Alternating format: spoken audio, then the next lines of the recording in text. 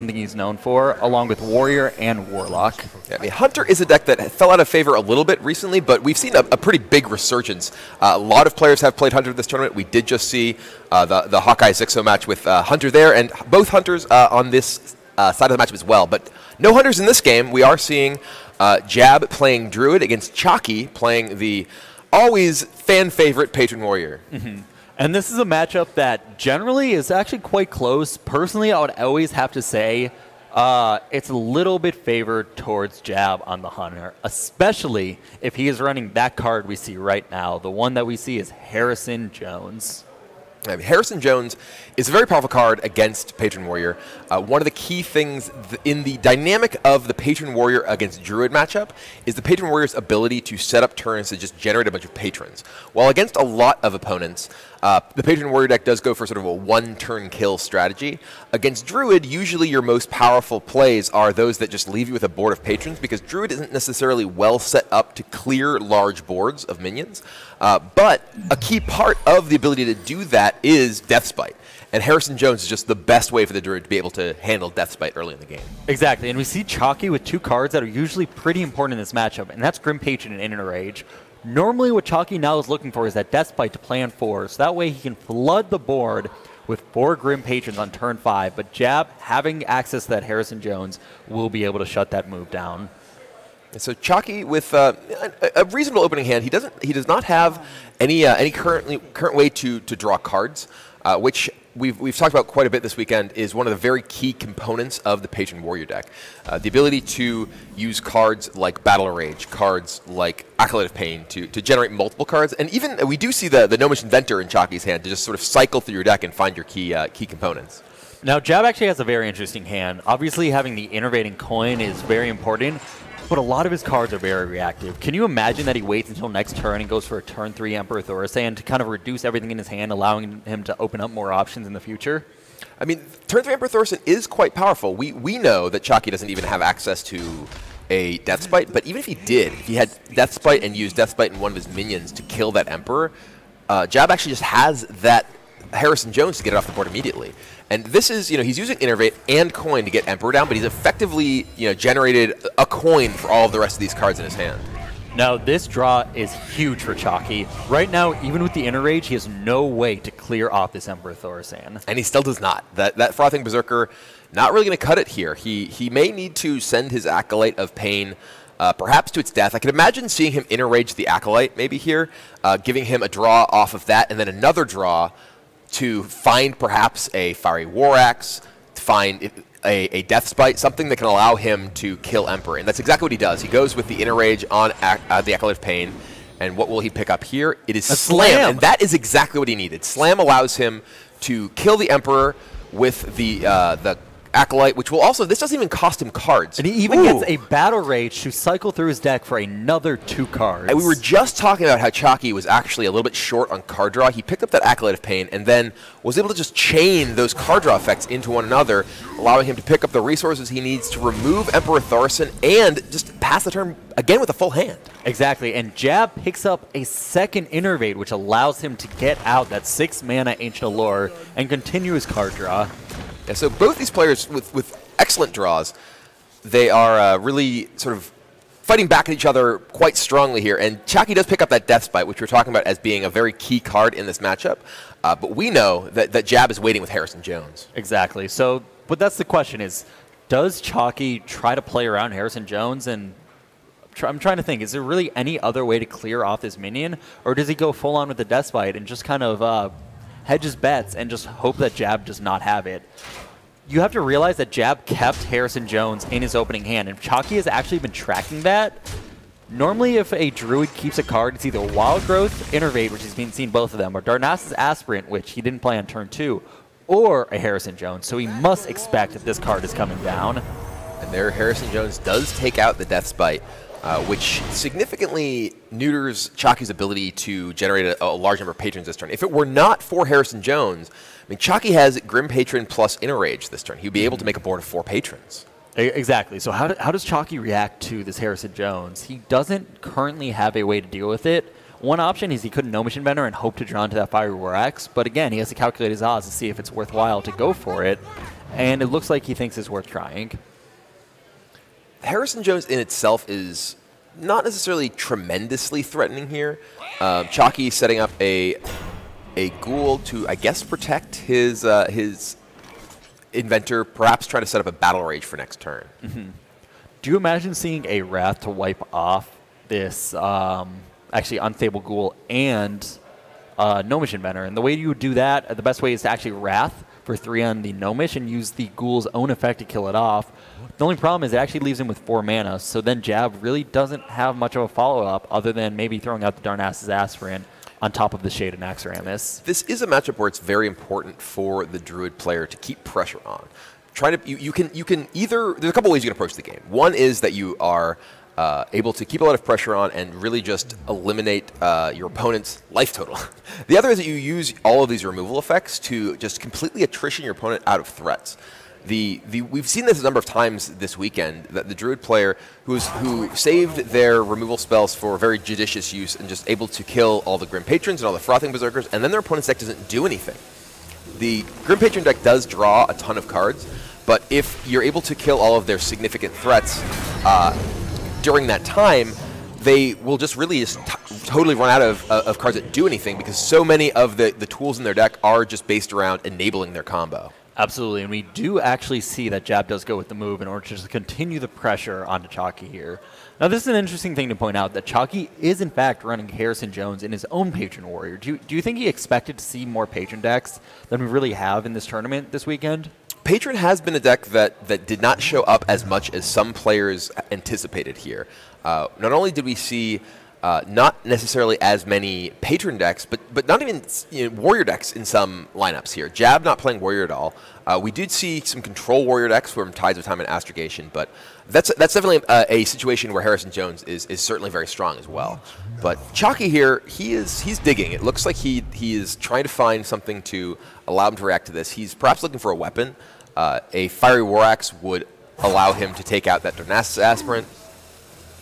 But right now he is not necessarily in the best position. He has a bunch of cards in hand, but he's behind on board and doesn't really have the tools to use what he has for any sort of really, really powerful effect. He does use that Unstable Ghoul to at least defend himself against Harrison Jones. Exactly. Chakki right now is at a pretty safe life total for now. So the one card he really probably wants to get right now with this type of hand, with the War Song, Double Frothing, and the Patron, maybe he could have considered saving the Unstable Ghoul in case he expects it, but he wants that Emperor Thaurissan. He needs to reduce the cost of these cards if he wants to actually burst Jab down. He's probably not in a position right now that a Patron board is going to be what actually gets him back into this, unless somehow Jab plays Piloted Shredder and a Haunted Creeper comes out for that. But again, that's very unlikely.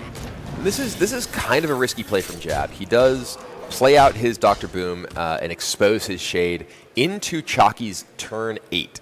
And that means that Chakki can play Warsong Commander and Grim Patron, and there's 3 different targets that the Grim Patrons can attack into and generate additional copies of Grim Patron. And I think that is actually what he's going to go for. But like, that's the thing, these boom bots are so important. They can be very good for Chakki in terms of hitting one of Grim Patrons for 1 damage, or they can actually kill off the Warsong, or they can kill off the brand new Grim Patron that's that's made off of it. Yeah, so here we see Grim Patron take out Darnassus Aspirant, and then we're going to see perhaps Inner Rage come down to make an additional Grim Patron here. And what this does is creates additional targets for the Boombots, so it makes it that much less likely that the Boombot hits something like and that's it does right take out a big there. one. That's a big play here, a big swing there. That the thankfully for Chakki, the Grim Patron still got charge from the fact that it just spawned while the Warsong Commanders play. But that means that Warsong Commander is gone, and no future patrons are able to get charged. And this also means, because the one patron died and the Warsong is gone, this swipe just removes so much of Chakki's threat immediately in one single card. And now we have Chakki with absolutely nothing to deal with what's on board, and he is facing now a 7/7 Dr. Boom. Yeah, and the cat is for fight. Jab agrees. The Druid of the Claw goes into cat mode and charges Chakki's face. And Chakki forced to just use this battle rage to draw a single card. He has double execute, but absolutely nothing to enable them. So what do you think right now is his best line of play? Is there any way he survives this? I mean, he can survive, but it is just a terrible situation for Chakki here. He plays out these two, and it looks like we have 11. It may actually be over. This is Force of Nature plus over. Yeah, Force of Nature by itself is actually enough with just hero power. There's 11. Yeah, this is game.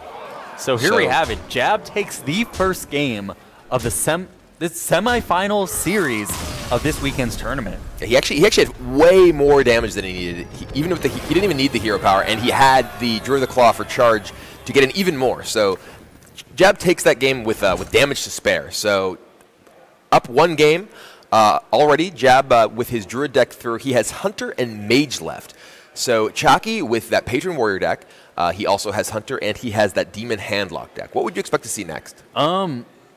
It's interesting. Chakki might be one of the players who likes to kind of try his hand again with the Patron, especially because he realizes that Jab's remaining decks are Hunter and Mage, both decks that I would actually expect to be very comfortable with going in with Patron Warrior. So I really think that Chakki may just kind of redo it and just go again with the Patron, try to steal a win out here. And it looks like Chakki does choose to play his Patron deck against Jab playing Hunter. So Jab has a pretty reasonable opening here. Web Spinner, Pilot Shredder, not really necessarily great. Dr. Boom, obviously not a card you're looking for in your opening hand. While Chakki actually has a very strong opening. He has that Accolade of Pain that you're looking for to get the card draw going. He would love to find a Fiery War Axe here, because this is a matchup where you really do need to keep your opponent's early minions under control, or else you do just fall behind to the pressure. Mm-hmm. So with Chakki looking at the Accolade of Pain, that's usually a pretty solid keep at the beginning. The Slam, Warsong Commander, both potentials. The Slam can deal with an early Knife Juggler. The real question is whether or not you want to keep Whirlwind. Now, if you know you're up against a Face Hunter, possibly a Hybrid Hunter, then the Whirlwind can get a lot of value. However, he does know that Jab's playing mid-range Hunter, so whether or not he keeps a Whirlwind is a difficult decision. Whether one way is right or not only depends on what Jab has. So it's just a hard choice. That really, there's no wrong decision here. Chakki has clearly had the opportunity to watch Jab's games. It looks like he decides to mulligan everything but the Slam. And he ends up with a hand of Slam, Armor Smith, and double Death Spite, while Jab has that Web Spinner with a King's Elk for turn. Wow, have we actually seen that Ram Wrangler out of Jab's deck? I don't think so either. This looks like a very minion-heavy mid-range Hunter deck here. Yeah, we've seen a number of cards out of Jab's deck that aren't necessarily seen in particularly common in Hunter decks. That King's Elk, not particularly often seen, and Ram Wrangler as well. Clearly a very late game, mid game oriented card. We haven't seen anything like Leper Gnomes or Abusive Sergeants. We haven't seen anything like Tracking or Flare either. What do you think about Chakki's decision? Who wins the joust? Let's see it. Oh, and he gets the Pilot Shredder, which actually fills out his curve so well. A Piloted Shredder here is quite nice of a pickup for Jab. And King's Elk is a card that hasn't really gotten a lot of play in Hunter decks, but seems pretty underrated to me. Not only is it a beast, it's a cheap beast, it's a 3/2, but it also, even in a deck that doesn't necessarily have a particularly... I was caught in mid-thought when Jab got a Savannah Highmane off of his Web Spinner, and that is a gold Savannah Highmane off of a gold Web Spinner, so very high value. I gotta say, I am a little afraid to be in Chakki's position right now for two reasons. One of them is Jab now has 3 Highmanes in his deck. 2 of them he's yet to draw, one of them getting off the Web Spinner. And also, if he's been trying to track Jab's games, he, like us, had no idea that this Ram Wrangler is in Jab's deck. So if he does not play around it, getting a big minion off this Ram Wrangler completely can shift the game in Jab's favor if Chakki doesn't play around it. I was playing a lock and load Hunter deck that I actually got Ram Wrangler off of my lock and load, and then got King Crush off my Ram Wrangler, and I could hear the cry of eSports for miles. It was glorious. Oh, that is a mean thing to do. So Jab with the Piloted Shredder, Chakki obviously knows he has from the King's Elk. He does decide to send that Armor Smith into the Haunted Creeper, Perhaps whittling it down so it is unable to be buffed by something like a Houndmaster next turn, or enable that Ram Wrangler. Now, believe it or not, I can halfway expect that Jab wants a 1-health minion here that might entice Chakki to run his Armor Smith into it and kill it. Otherwise, this Ram Wrangler actually won't be able to get the value he's hoping right now. But it looks like Chakki does eliminate the Ram Wrangler from relevance next turn by clearing the beast, and there is High Main number 2.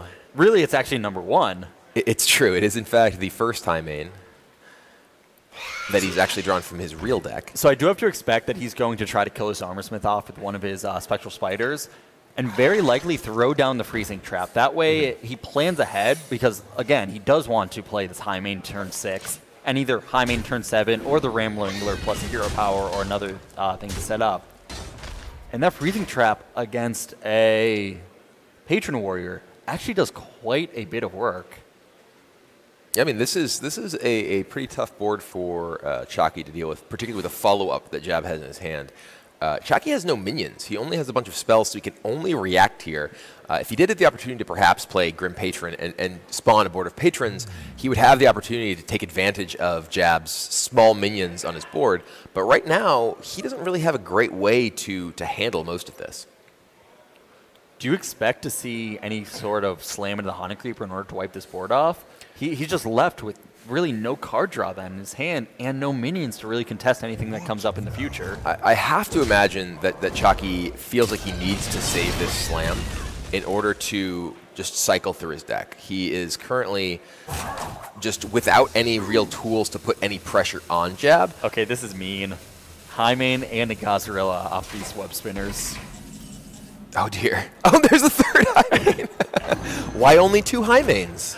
Kappa. So Jab. Oh, but did he play the one off the web spinner? He did. I think he did. He didn't play the real one, so Chakki actually knows. This is a weird sort of decision thing, because if you play one of your real High Mains, then your opponent has no knowledge of the possibility of a third High Main coming. But if you play the web spinner High Main, then your opponent can actually suspect that oh, you're going to have the possibility of playing additional High Main. So that's a very minor but possible information leak there. This could be extended BM, especially with this hand. Just the rub-ins. I mean, look what Jab has in his hand. I cannot foresee any way other than a giant Warsong Patron turn that Chakki can come back in this. So it could just be just a little bit of BM being like, I got look. Just a Dr. Boom. Just a Dr. Boom. Just Dr. Boom. That's all. I really want to see this Ram Wrangler, I'm not going to lie. I hope Jab just plays it. Yeah, I want to see Ram Wrangler into King Crush, just for the full rub-ins here. Or Ram Wrangler into Web Spinner and get a 4th High Main. Ooh. That should work too. Or just Ram Wrangler into High Main on its own and save that time. So what does Chakki do here? Does he have any way to get himself back into this? The Gnomish Inventor will get some card draw, but without that execute to take down the Dr. Boom, he's facing down a lot of damage on board. Yeah, I mean, this is a huge board that Jab has developed here, and Jab still has a ton of power in his hand. 2 more High Mains, and a Gazrilla, and whatever is in the box for that Ram Wrangler. And Chakki still, he only just found a minion. It's only a Gnomish Inventor, and 7 to the face. That is brutal here. It looks like he's going to use a Whirlwind and the Inner Rage to wipe this board, which is good, but again, he's going to be facing down another High Main or Gazrilla. He takes a ton of damage to eliminate Jab's entire board, but unfortunately for him, there's a lot more where that came from. And down goes High Main number 2. Chakki picks up another Whirlwind. Not really what it takes to defeat the King of the Jungle. Unstable Ghoul also not really going to cut it, though I may imagine we see this Unstable Ghoul come down, if only to save 6 damage to his face and potentially enable that Battle Rage next turn. Exactly. His other option could actually be using Inner Rage right now in order to draw 2 cards this turn. But Unstable Ghoul, that will trigger Gazrilla. Oh. That's how I want to see this game end. I want to see this game end with Gazrilla becoming gigantic. And please do it. Please. Please. I'm begging you, Jab. It's just too easy. This is all I want to see. Too easy of an execute. It's just too cool. But it's so cool. It's so cool. Do it. Ram Wrangler into Tundra Rhino. Boo. Leave the Unstable Ghoul alive. How will you trigger your Gazrilla now? So he actually decides to go with Lotheb. I gotta say I like, because of how Chakki's been playing this, he's kind of revealed that he most likely doesn't have many minions on board. So this Lotheb practically seals out this game. He might not have lethal this upcoming turn, but here we have Chakki, who has just no follow-up move here. Obviously, it looks like he's going to Battle Rage for 7 mana for 2 cards. I bet Jab never uproot Ancient of War either. So let's see. Is there any way that Chakki can do it? So Freezing Trap bounces back the Gnomish Inventor, and I mean we see 11 damage on board for Jab. King Crush time. What's in the box? Do it, Ram Wrangler. Oh, come King on. Crush to end it. And the third high main.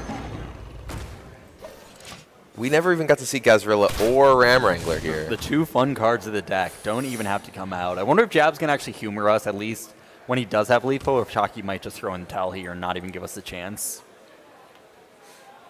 Yeah, I don't think Chakki is really legitimately in any position where he can win this. Now, game. Chakki may do something that's actually important, and that's actually use a Warsong Commander in order to check what trap that is, just in case he hasn't been completely tracking.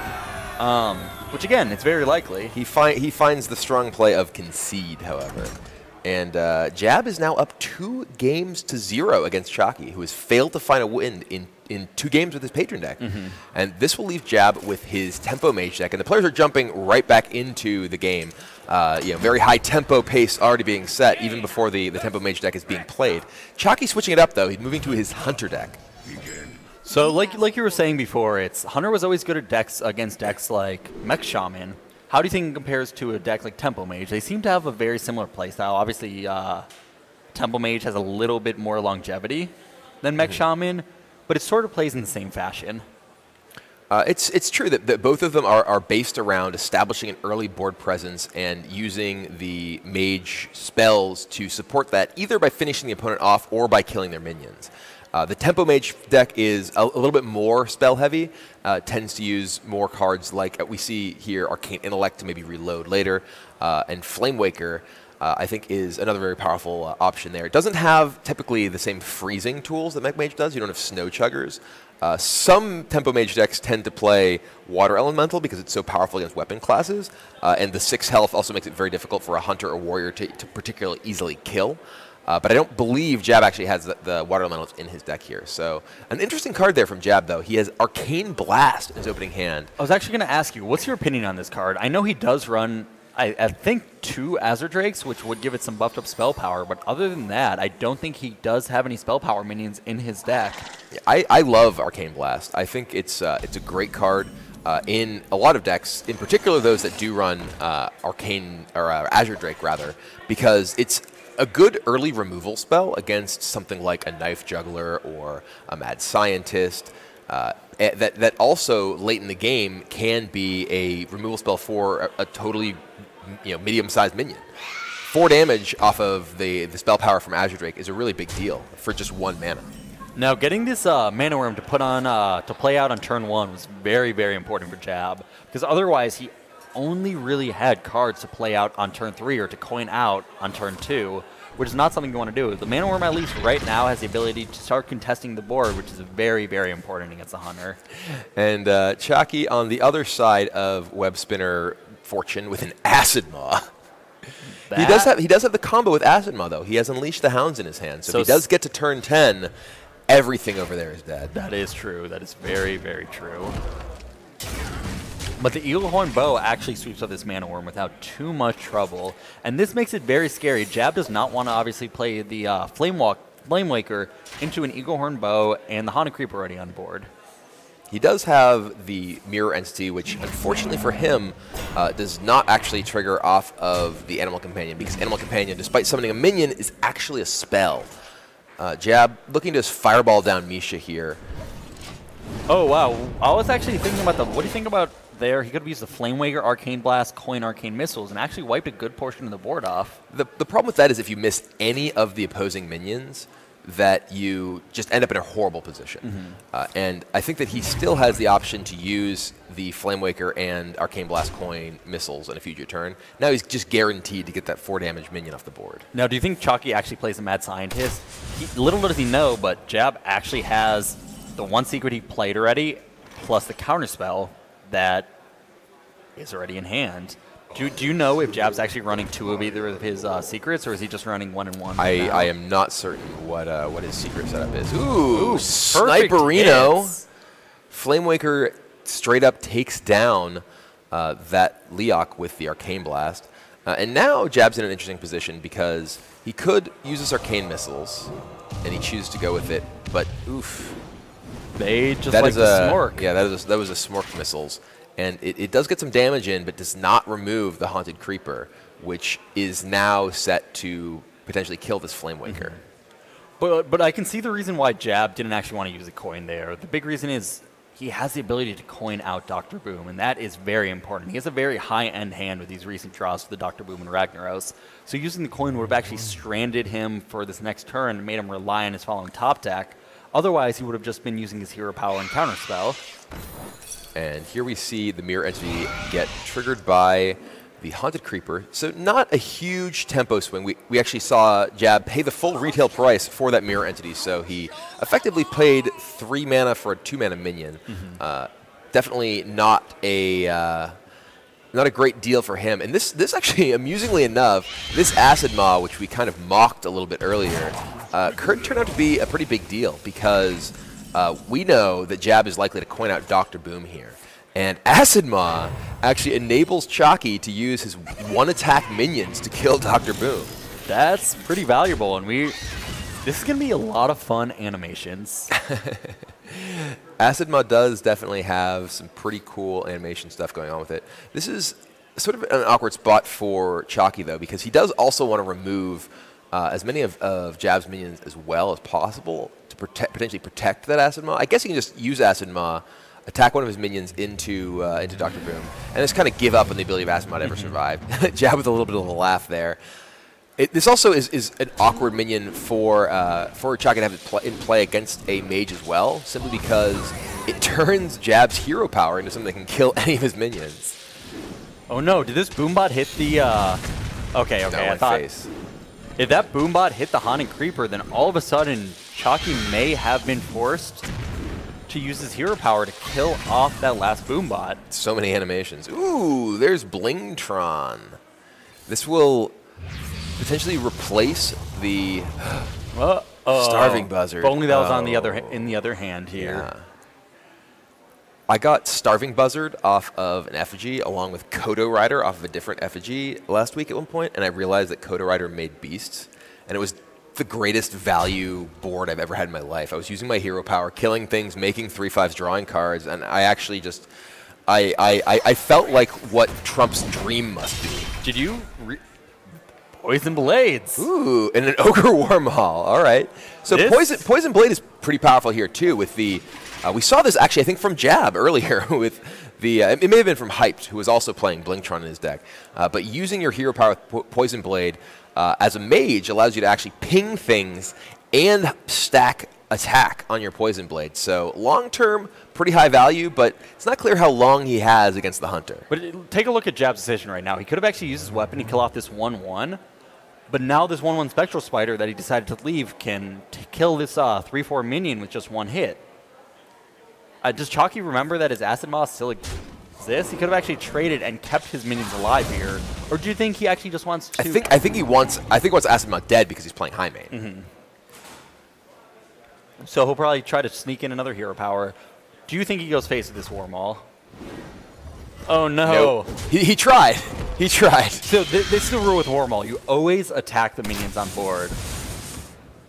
Because from my experience, I have such bad luck that it never goes where you want. So you trick the engine thinking into you actually want to hit the minion, and it goes face for you. You figured it out. That's exactly. You broke it, man. I'm gonna tell Blizzard. They gotta fix that. So because you ruined it. So this is a snake trap here from Chakki. So Jab is sending his minions directly to the face. Ooh! It does end up hitting the high main. That was a great hit. Ragnaros with a nice snipe of that high main. And Chakki in kind of a rough spot now. He can use this Unleash to make 3 minions because Jab does have those Spectral Spiders if he wants. Then he could potentially take down Ragnaros with Kill Command. He's actually quite close to lethal here. He has 5 on board, 5 with the Kill Command, that's 10. Plus a 3 from the Hounds, 15. He's actually 1 off lethal if the Ogre's weapon did hit face. So, but it looks like he's going to be safe, leave the Ragnaros on board. Doesn't look like he's that afraid, and he's just going to continue the onslaught. Yeah, he does not care about this Ragnaros. He's choosing not to use the War Maul. Does not clear Ragnaros because he has so many minions in play. Ragnaros is not a huge threat right now. But Flamewaker plus Counterspell here creates an interesting dynamic because we may see the Flamewaker. It does not take down either the 1/1s. He is able to take down a 2/2, buff up that blade. I have to imagine he's going to look to potentially attack a minion, maybe? No, never mind. There's still the snake trap. So he's attacking the face and hoping this boom. Ooh. So is this 4, 5, 6, 7, 8. The Kill Command is going to get counterspelled if he casts it. So there actually is not lethal just yet. There's 4, 5, 6, 7, 8. There's actually lethal if War Maul hits the right thing. But does he take the chance? If he hits the Ragnaros, he could lose. Yeah, this is literally a 50-50 if he decides to attack face, whether he wins or not.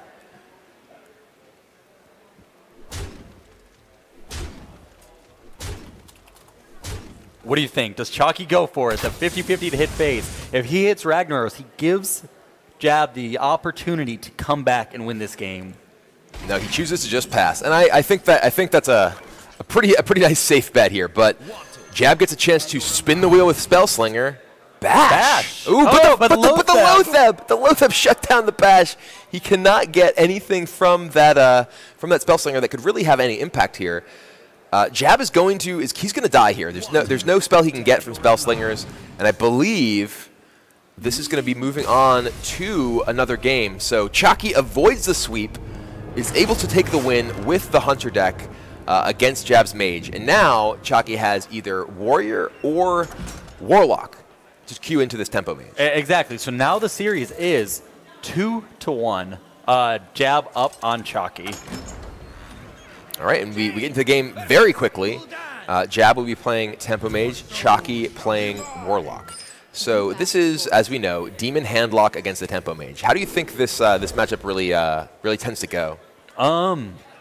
It's an interesting one. Obviously, it's very reliant on whether Jab is able to get that early board presence that the Handlock can't deal with, and then you have to curve into getting those fireballs, getting those crossbows to actually end the game. So I would actually put it in favor of the Handlock just because they do have more options. They do have the ability to clear off a lot of the minions when necessary. But it's by no means a really favored matchup for them. It's definitely a close one. It is certainly true that the key here for the Mage player is the ability to assemble those burn spells that can close out the game despite the fact that the Handlock is able to put up a wall of taunts. The things like Fireball, things like Frostbolt, even things like Arcane Missiles when paired with Flamewaker can do a lot of damage very quickly, and it is ooh, that's an interesting card. That is a Handlock with a Fireball. As Jab gets that reincarnate, that's a couple of interesting applications. He can potentially reincarnate his own Mad Scientist to just get a secret. It can also be used in an opposing Twilight Drake to reduce it to 1 health because it comes back and does not get the Battlecry effect. And it looks like a Twilight Drake is exactly what's going to be come out.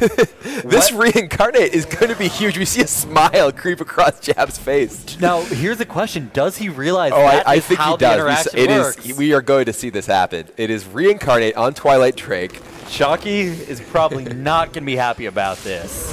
And there it is, the 1 health Drake, thanks to that reincarnate.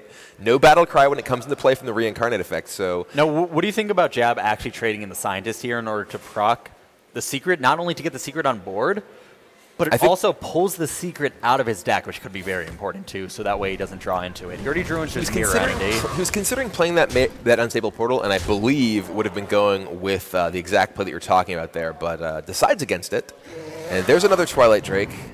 This one, unfortunately, cannot be reincarnated. Where's Jab's second Spellslinger? No, not there. Unstable portal. Now imagine he gets an Owl or a Spellbreaker here. Fugin! Ooh.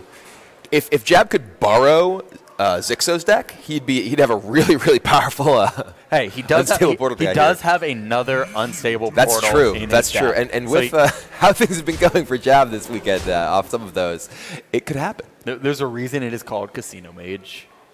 So taking a look at Chakki's hand, what can he do? He can actually wipe off this entire board using his Shadow Flame.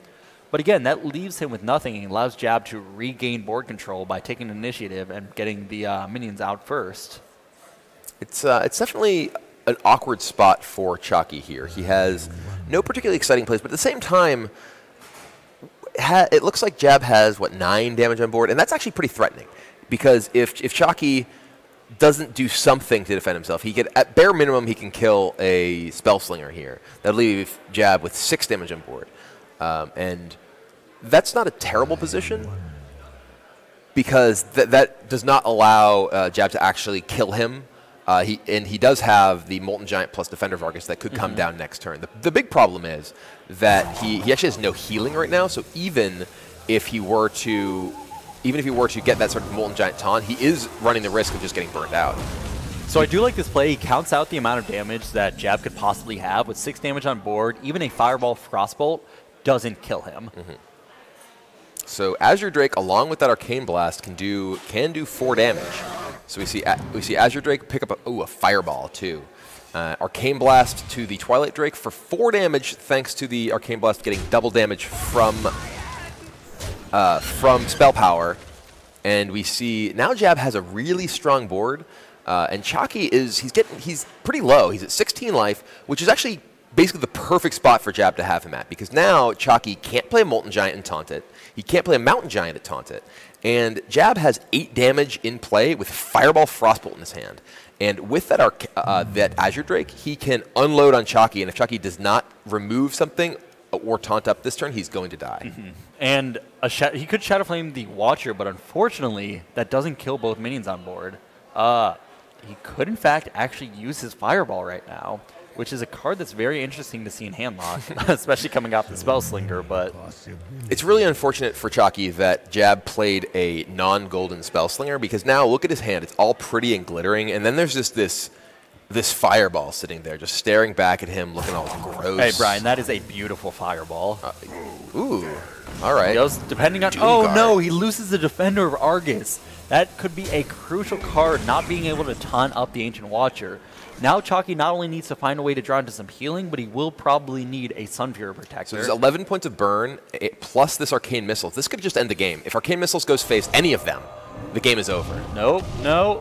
One more. Oh, and there it is! One goes to the face, the final missile, and then with the spell power, Jab fires off both of these. And I have to wonder, did Chakki make a mistake there by choosing to kill Fugin rather than the Azure Drake?